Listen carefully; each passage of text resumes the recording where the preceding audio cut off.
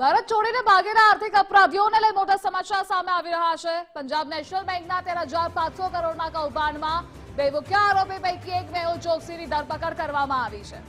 બેલ્જિયમના એન્ટવર્પમાં મેહુલ ચોકસીની ધરપકડ કરાઈ।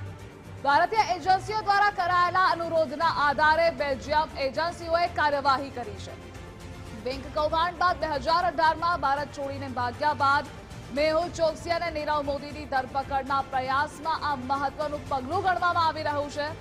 ભારત સરકાર મેહુલ ચોકસીને દેશમાં પરત લાવવાની તૈયારીમાં હોવાનું સૂત્રો પાસેથી જાણવા મળી રહ્યું છે।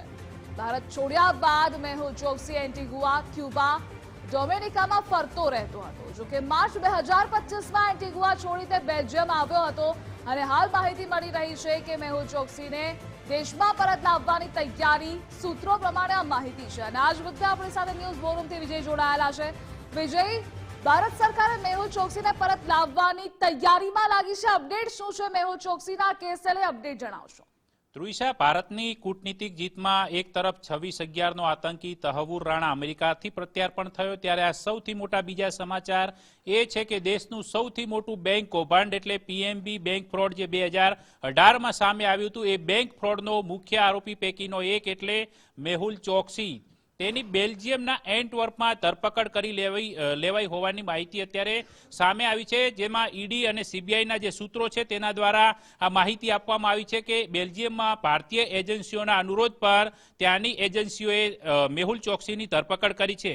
સૌથી ચર્ચિત આ 13,500 કરોડ કરતાં વધુનું બેંક કૌભાંડ હતું જે 2018માં સામે આવ્યું હતું, જેમાં મેહુલ ચોકસીની ગીતાંજલિ જેમ્સ દ્વારા બોગસ જે લેટર અંડરટેકિંગ હતા તેના આધાર પર બેંક લોન લેવામાં આવી હતી અને તેનો હેતુ બદલીને એ નાણાં બારોબાર વાપરી નાખવામાં આવ્યા હતા। અને આ બેંક કૌભાંડ જ્યારે સામે આવ્યું ત્યારબાદ દેશની બેન્કિંગ સેક્ટરની અંદર મોટો હડકંપ મચી ગયો હતો અને આના આધાર પર જ્યારે આ બેંક કૌભાંડ સામે આવ્યું એના 1 મહિના અગાઉ જ આ જે કૌભાંડીઓ છે તે પૈકીનો મેહુલ ચોકસી અને નીરવ મોદી આ બંને બેંક કૌભાંડીઓ છે તે ફરાર થઈ ગયા હતા। ત્યારબાદ તે એન્ટીગુઆની અંદર રહેતો હતો। એન્ટીગુઆની અંદર તેને લગભગ $2 લાખ ચૂકવીને ત્યાંની નાગરિકતા મેળવી હતી। ત્યારબાદ છે તે ડોમિનિકા ભાગતો હતો, ત્યારબાદ તે ક્યુબાની અંદર પણ છુપાયો હતો, એટલે ફરતો રહેતો હતો અને છેલ્લે તેની ડોમિનિકાની અંદર ધરપકડ પણ કરવામાં આવી હતી, પરંતુ પ્રત્યાર્પણ સંધિ ન હોવાને કારણે તે ત્યાં બચી ગયો હતો। ત્યારબાદ ફરીથી એન્ટીગુઆ ગયો હતો, જ્યારે ભારતીય એજન્સીઓએ તેની વિરુદ્ધ સીબીઆઈની રેડ કોર્નર ઇન્ટરપોલ નોટિસ પણ ઇસ્યુ કરેલી હતી।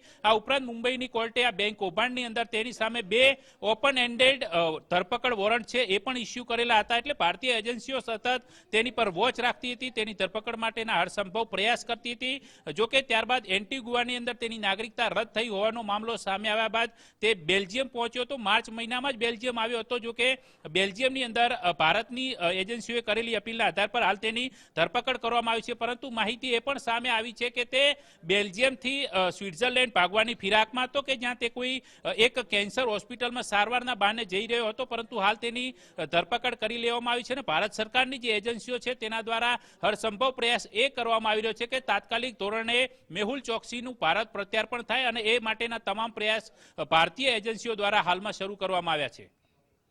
જી વિજય, જોડાવા બદલ આભાર આપનો।